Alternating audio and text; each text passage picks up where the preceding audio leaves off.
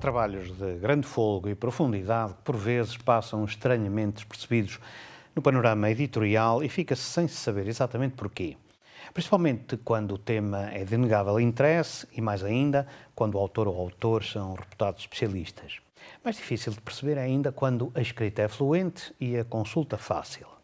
Está neste caso a obra que aqui tenho. Chama-se A História dos Portugueses no Extremo Oriente. São 5 volumes de um estudo dirigido pelo grande historiador António Henrique Oliveira Marques, falecido há uns anos.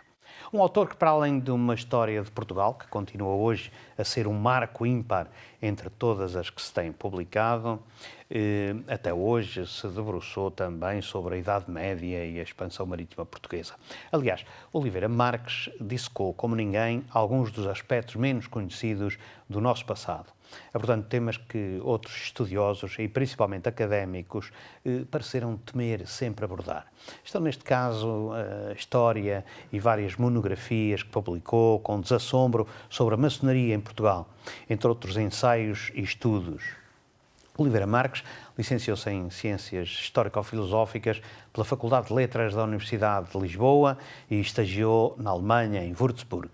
Iniciou funções docentes em 1957 na Faculdade de Letras da Universidade de Lisboa, onde se doutorou em História. Mas a sua participação na crise académica de 1962, resultante da luta promovida pelos estudantes contra a ditadura do Estado Novo, esteve na origem do seu afastamento da docência e do país. Entre 1965 e 70, esteve nos Estados Unidos da América, onde lecionou em várias universidades. Durante a ilusória primavera política marcelista, regressou a Portugal, reingressando na Universidade de Lisboa depois da Revolução do 25 de Abril, em 1974. Foi também diretor da Biblioteca Nacional e fundou o Centro de Estudos Históricos da Universidade Nova de Lisboa. O seu trabalho como historiador incidiu especialmente sobre a Idade Média, a Primeira República e a maçonaria, como já disse. Faleceu aos 73 anos, vítima de problemas cardíacos. Considerado um dos grandes historiadores portugueses contemporâneos, as suas obras são um instrumento de grande importância para os estudiosos da história de Portugal. Mas, para além de autor, Oliveira Marques teve o grande mérito de chamar a si outros académicos que haveriam de formar uma nova geração de vultos nos domínios da historiografia. Esta obra é um exemplo disso mesmo.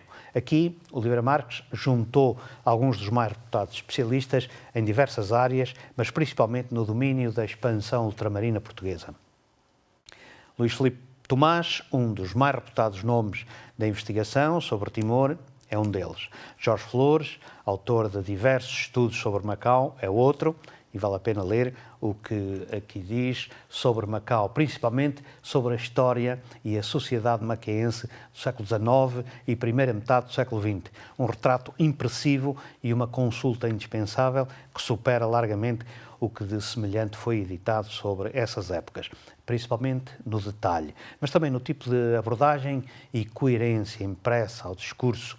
E cito o que se diz na promoção deste verdadeiro empreendimento para a elaboração desta obra. Oliveira Marques constituiu uma vasta equipa de especialistas, nacionais e estrangeiros, que abordaram as várias épocas e temas em termos cientificamente rigorosos, mas ainda assim acessíveis a um público não especializado. E é verdade. Não se assuste com o volume da obra, porque ela foi feita de modo a ser consultada facilmente por assuntos. Folheie e leia o que mais lhe interessa. Vale a pena? Volte para a semana com mais livros e mais autores.